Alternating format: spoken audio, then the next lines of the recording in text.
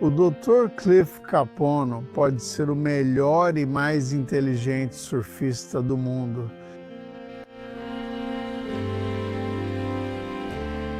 Uma verdadeira anomalia. Eu não conheço ninguém que seja tão bom em ciência assim, que ainda tenha um nicho único fora disso, muito menos uma carreira completa e respeitada.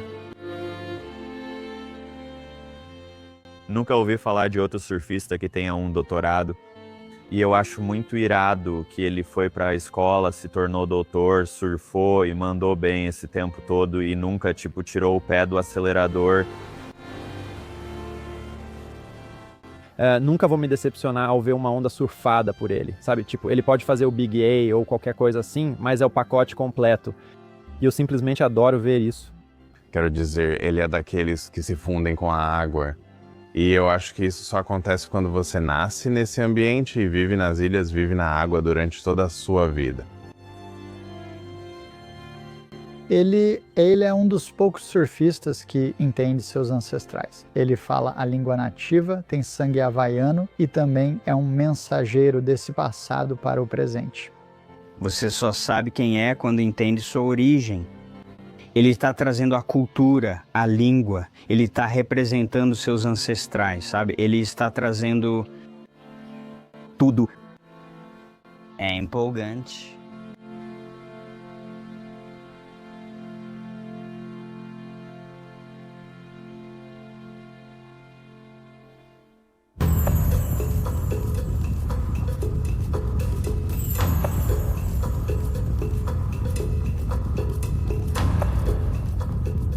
Crescer em Hilo foi radical. Havia muito espaço para sair. Realmente parecia que ficar dentro de casa era uma tortura. Você sai, faz o que precisa para se sentir realizado e depois volta, come e dorme. Ao amanhecer do dia seguinte já não estava mais lá.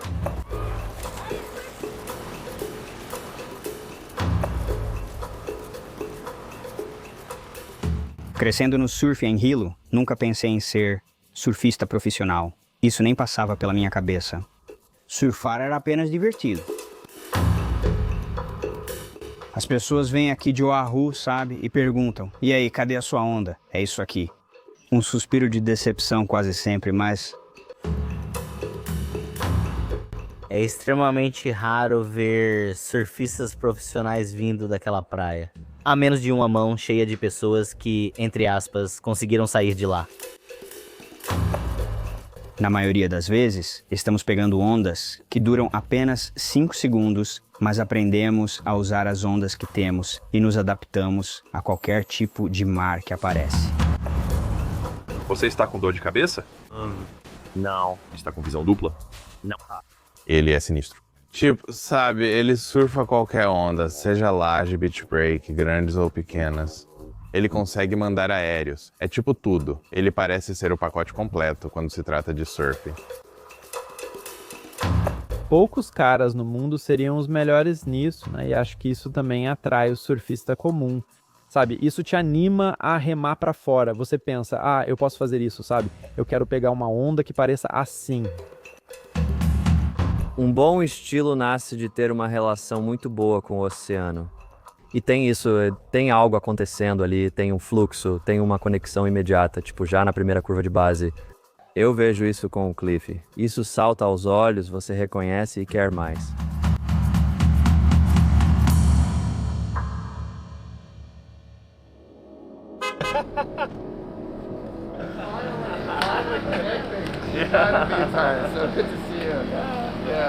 Ele é um cientista, ele estudou o que é bem comum no skate ou no surf normalmente.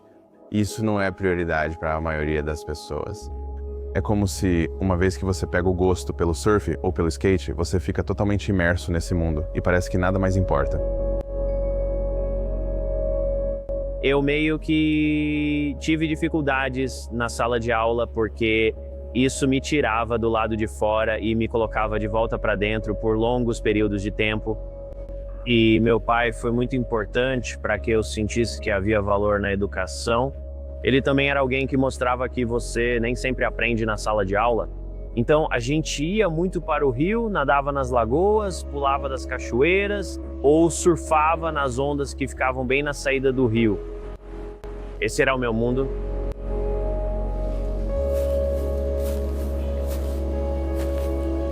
Assim que começa a aparecer uma trilha, ela desaparece. O lugar é muito exuberante, sendo um dos mais úmidos do mundo. Então a natureza aqui parece muito mais exuberante e muito mais viva. Isso acontece porque não há muitas pessoas aqui. A própria ilha tem muito a oferecer em relação a várias áreas diferentes da vida. Tipo, eu acho que 11 dos 13 ecossistemas que existem no mundo podem ser encontrados na Ilha Grande do Havaí. Não parece que faz tanto tempo que eu estava caminhando por esses rios, explorando, indo até a praia e procurando conchas e outras coisas.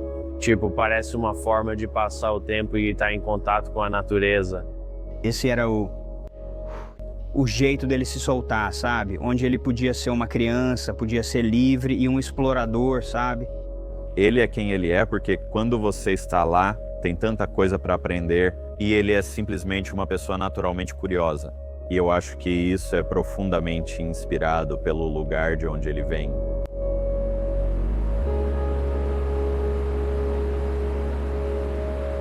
O reino do Havaí não era viver em cabanas.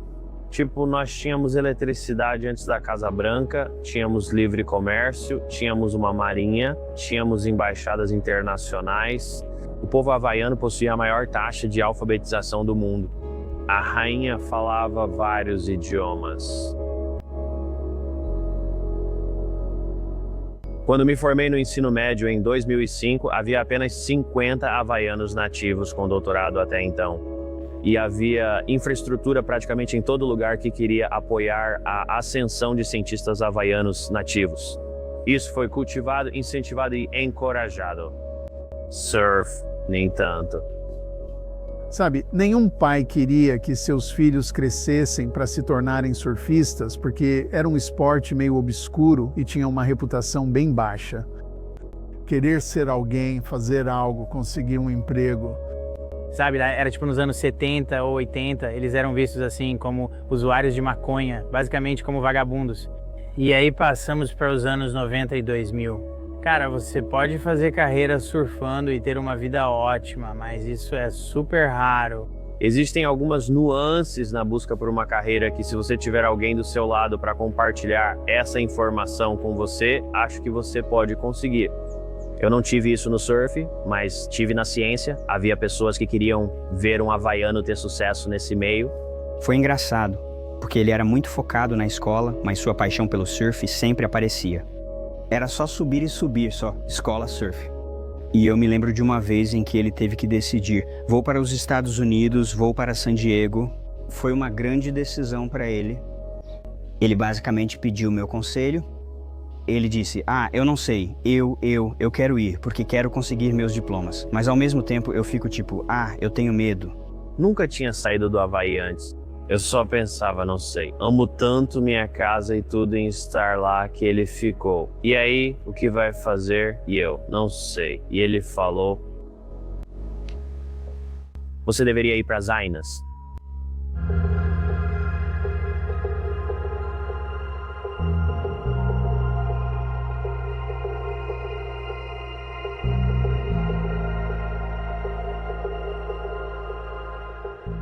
Ele me levou para um lugar realmente especial na nossa ilha, bem remoto, longe de todo mundo.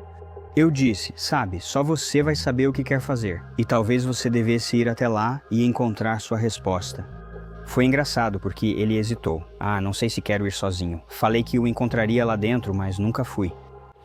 Mas foi porque eu queria que ele fosse sozinho. E ele foi, ele fez uma missão solo e passou tipo uma semana lá sozinho. Acabei saindo, já que ele nunca apareceu. Mas... ele me deixou lá dentro com os ancestrais.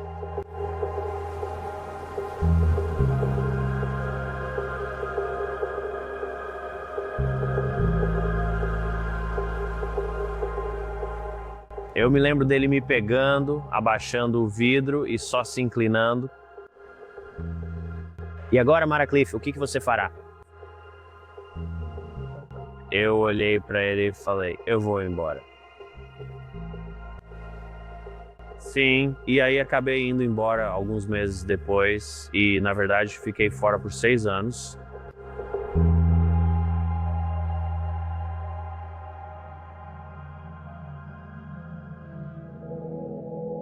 Nunca tive ninguém, enquanto crescia, dizendo que eu não pertenço a algum lugar por causa da minha aparência ou de onde eu venho, mas quando fui para San Diego, isso acontecia quase toda semana. As pessoas me lembravam que eu não era de lá e às vezes me chamavam por nomes pejorativos, o que me fazia sentir até menos humano. Crescendo em casa, se as pessoas diziam essas coisas pra você, era porque você estava sendo violento. Tipo, você não fala essas coisas a menos que queira, tipo, ser violento. Agora vejo pessoas dizendo coisas como, ok, é hora de ser violento. E eu só fiquei, eu fiquei confuso. O surf é predominantemente dominado pelo privilégio branco, especialmente no continente. E eu sinto que tenho certeza de que isso foi chocante e tenho certeza de que foi horrível passar por esse tipo de racismo.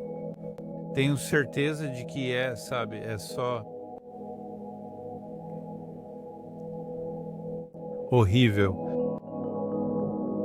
Na cultura havaiana, é apenas uma explicação muito simples sobre respeito. E consigo imaginar o Cliff quando você sai de lá e vem para a Califórnia. E eu não acho que exista o mesmo conjunto de valores aqui. Usamos esse termo chamado diáspora. Tipo, você não está nem aqui, nem lá, você está em um terceiro lugar, certo? Então, eu diria, o Havaí é um lugar tão especial, é um país próprio de tantas maneiras. Ao morar no continente ou em outro lugar, você acaba deixando de lado coisas autênticas suas, não para se encaixar, mas para se adaptar ao local. Quando volta para casa, acontece o oposto também. Quanto mais tempo longe de casa, mais sentia falta e lembrava disso. Agora, essas coisas começaram a me deixar irritado, e esses são momentos difíceis para mim. Foram tempos bem difíceis. Eu ia para essa onda com o meu colega de quarto e ele perguntou, o que está acontecendo com você?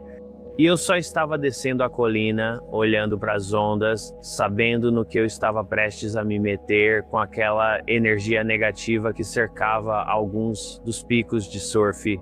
Eu estava surfando na época e só pensava, tem algo muito especial acontecendo em casa.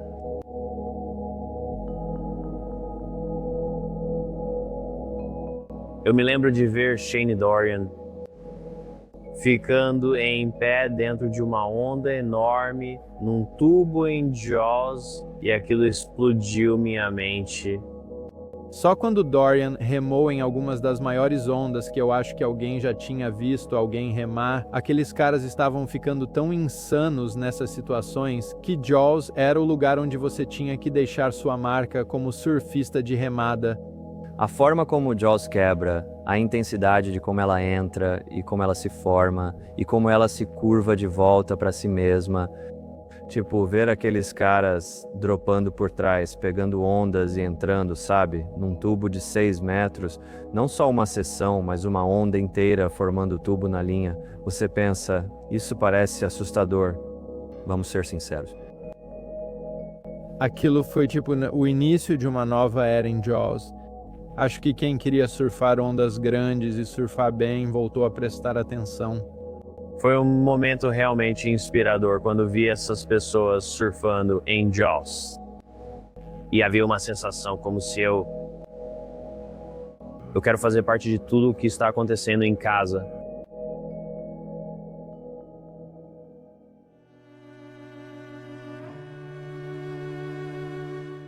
Eu me lembro que quando cheguei à praia, não tinha ninguém lá, só bocas vazias. As ondas estavam enormes. E foi aquele momento em que você pensa, bom, se você realmente quer, está aí.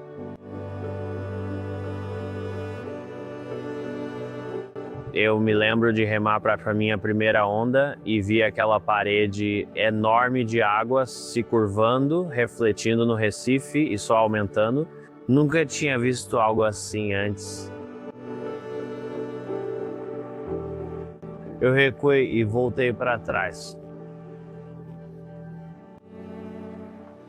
E vendo o canal e tentando sair naquele momento de tipo, ah não, eu não vou conseguir. Tentando não pensar, só tentando estar ali e apenas deixar essa merda ir.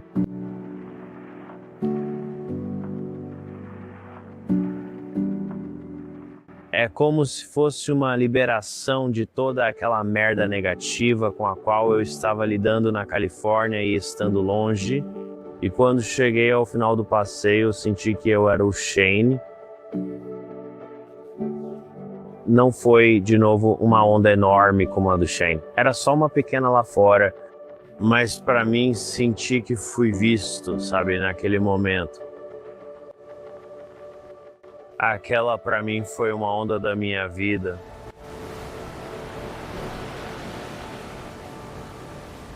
Pouco a pouco vi o Kimo deixar de lado um pouco daquele conflito interno e da dor que ele talvez tivesse como um homem havaiano nativo.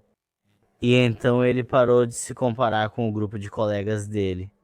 Porque na maioria das vezes, os surfistas são baixos. E quando você vê um havaiano alto, grande, surfando com cabelo comprido, cacheado e bagunçado, ninguém mais fazia isso.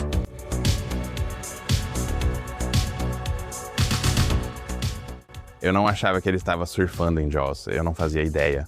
Só de ver ele surfando ondas pequenas e grandes, fazendo aéreos com muito estilo, dá pra ver que esse cara se sente à vontade lá fora, ele é um só com o oceano.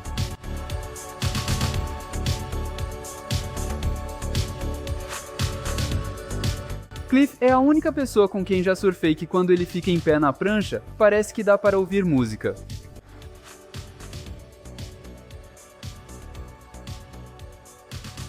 Acabei de ver uma cena irada. Rob passou por mim assim e o cabelo dele estava voando.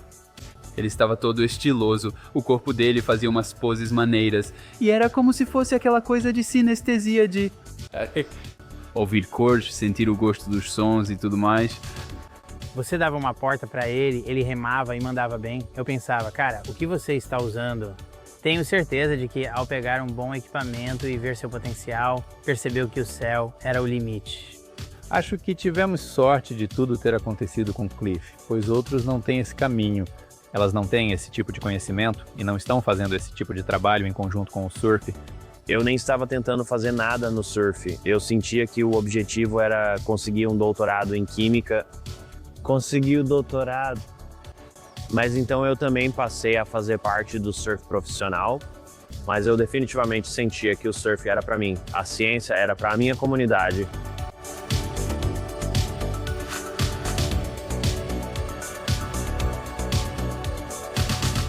Ele poderia facilmente ter seguido o caminho do surf profissional. O que você sabe, não há nada de errado com isso, é claro, mas ele escolheu se tornar um cientista. Isso é tão inspirador e simplesmente tão único, simplesmente incrível. É fascinante ver alguém surgir sem comparação com outros. Mas você sabe, eles podem ser até maiores do que os elogios ou o sucesso que algumas pessoas podem ver de nomes muito conhecidos. É fascinante ver um novo caminho com potencial para superar o maior sucesso já visto de forma diferente. Então isso realmente desafia o que sucesso significa de verdade.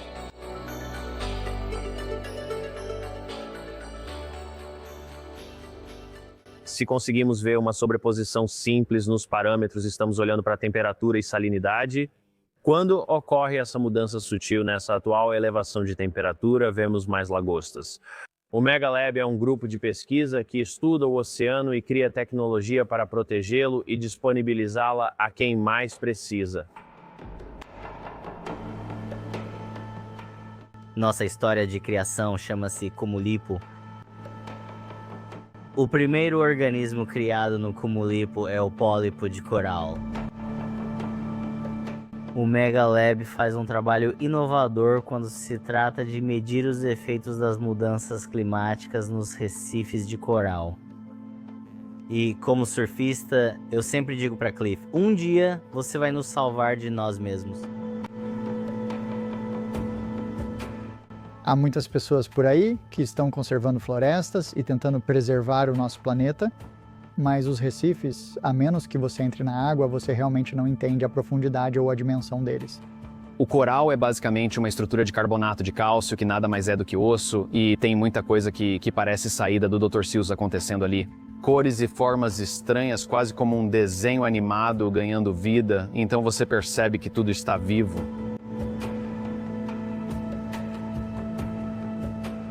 O osso está ali porque um animal o produz, assim como fazemos nossos próprios ossos. E há tanta vida nesses recifes. Eles ocupam menos de 1% do oceano, mas representam a maioria de toda a biodiversidade. Recifes são vida. Recifes fornecem muito oxigênio para o nosso mundo. E sem os recifes, nós não existimos mais. Então, começamos a matar nossos recifes e as coisas pioram muito rápido. É um grande sistema. Mais da metade do oxigênio vem do oceano, certo? Por isso penso na importância de o oceano estar saudável. Por que alguém em Nebraska ligaria para isso? Você respira, entende? Então, é literalmente a força vital de onde a humanidade surgiu e é o que tem sustentado todos nós até agora. Então, se eu tirar várias imagens enquanto estou me movendo, posso treinar o computador para reconhecer a diferença do que ele vê de uma imagem para outra, para entender o que é a tridimensionalidade. E agora, em vez de apenas uma foto, onde a escala não significa nada, é como se eu tivesse uma cópia virtual de cada fenda, cada elevação, cada parte disso. Eu tenho esse enorme mosaico do Recife. Vê todos esses pontinhos, cada parte do Recife é um ponto único. E aí ele pega todas as informações de 965 imagens e depois vai preencher e nos levar para... Agora estamos com cerca de 1,5 milhão de pontos, provavelmente vai multiplicar isso por 10. E então então são realmente pontos.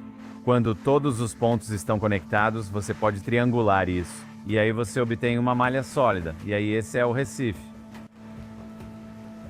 Ele está mapeando os recifes. Perguntei, onde fica seu laboratório? Ele só me olhou, o quê? É a gente está dentro dele. É como se dissesse, estamos aqui, estamos no laboratório.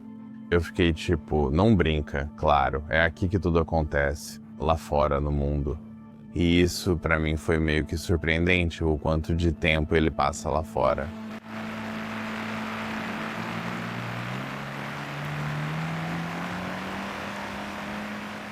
Viajamos com todo o mega laboratório para mapear os recifes. Entre todas as viagens e ondulações que buscamos, esta parecia ter o maior propósito.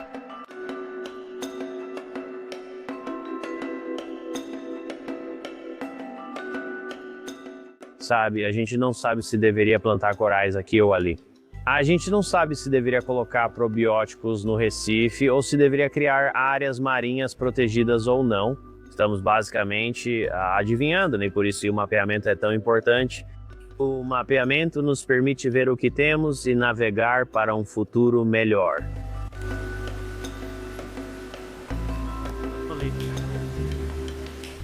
O balanço de branco vem aqui.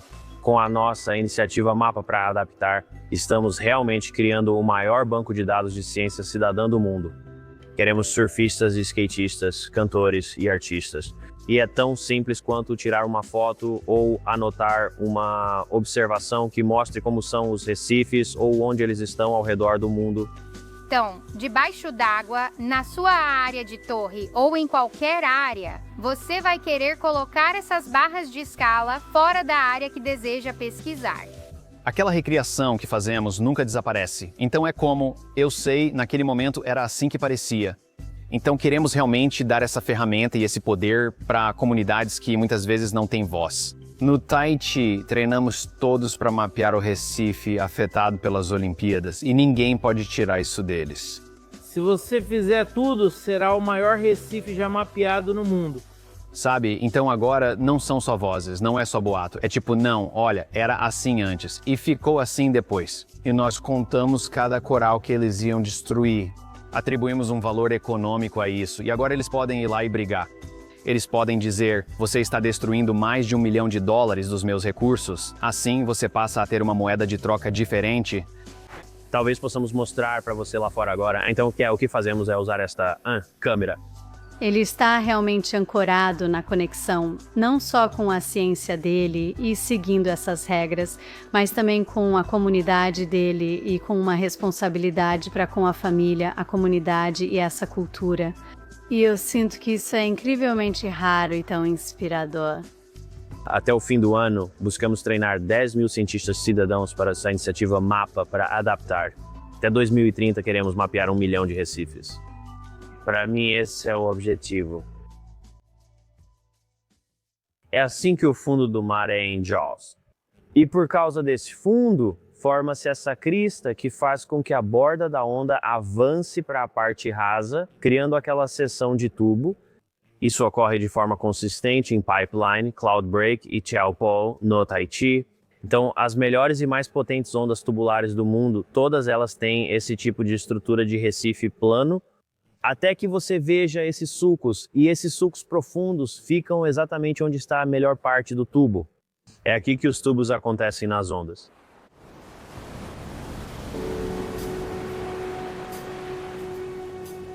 Acho que o que mais me marcou nessa viagem com o Reef e o Megalab é que a gente não estava só indo para um lugar, surfando ondas, dormindo à noite, acordando, comendo, dormindo, bebendo, surfando. Havia um propósito científico que foi o que nos levou até lá, e isso fez com que nossa viagem parecesse muito menos egoísta. A primeira emoção é uma felicidade compartilhada e intensa por estarmos aqui com um propósito significativo. Não é relevante para nós, mas é para eles e para este lugar. Depois bate um pouco de nervosismo, para ser sincero. Não quero decepcionar agora. Não quero criar algo que decepcione ou não funcione.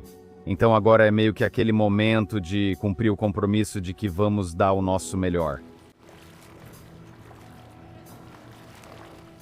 Não existe eu em Mega, e todos eles estão nisso juntos. E é quase como uma série de excluídos que se uniram com um propósito em comum. Ciência, surf e compartilhar essa informação.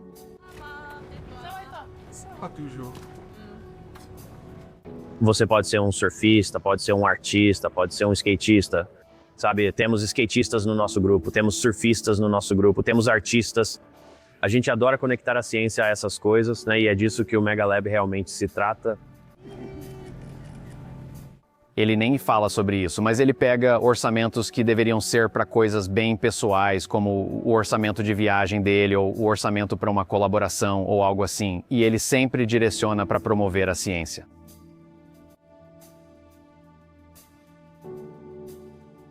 A bondade e o trabalho que ele faz, assim como o surf, mostram que toda ação gera uma reação. Ao transmitir bondade e fazer o bem, a resposta será positiva. Então, uma causa benevolente sempre resulta em um efeito benevolente. E é assim que eu vejo o Cliff, o que o Cliff está fazendo na vida dele agora.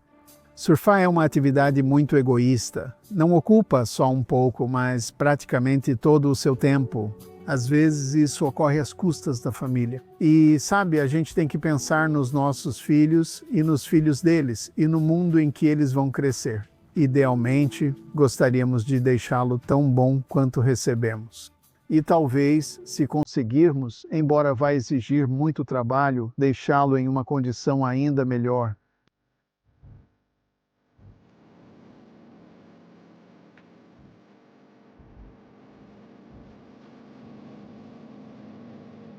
Não há apenas uma forma de ser surfista profissional.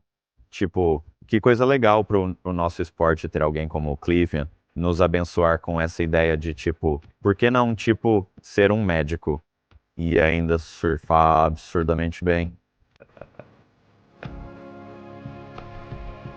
Sempre vai ser um malabarismo para ele, pelo lado físico, pelo lado mental. Mas aí tem o lado espiritual. É aí que ele vai encontrar a paz e o equilíbrio que faz tudo funcionar junto. Desde criança, você é surfista de coração e por amar ciência seguiu esse caminho. E agora esses mundos estão se unindo. E ser do Havaí e ter essa herança havaiana, sabe? E vê-lo carregar isso nos ombros também e levar adiante. É simplesmente uma grande combinação de tudo se unindo. Qualquer um pode se inspirar nisso e realmente descobrir o que o motiva, o que o inspira e aplicar isso também na sua vida profissional. Assim, a vida profissional e pessoal não se misturarão tanto. Acho que Cliff combina as duas perfeitamente e que todos podemos aprender com isso. Cliff é como um irmão para mim. Ele me inspira a ser quem eu sou, a ser um bom pai, sabe? Uma boa pessoa na nossa comunidade e um bom guardião do Aloha.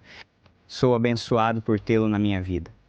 Ele está lá fora fazendo o que faz e acho que essas são as personalidades mais fortes. E são essas pessoas que têm um efeito na cultura. São elas que deixam uma marca na história e fazem as coisas avançarem. Eu adoro estudar ecossistemas e tecnologia tanto quanto adoro pegar um tubo. As duas coisas parecem um pouco egoístas, porque ambas me dão muita alegria. Tipo, provavelmente, se eu não pudesse ter as duas coisas, eu não iria querer nenhuma.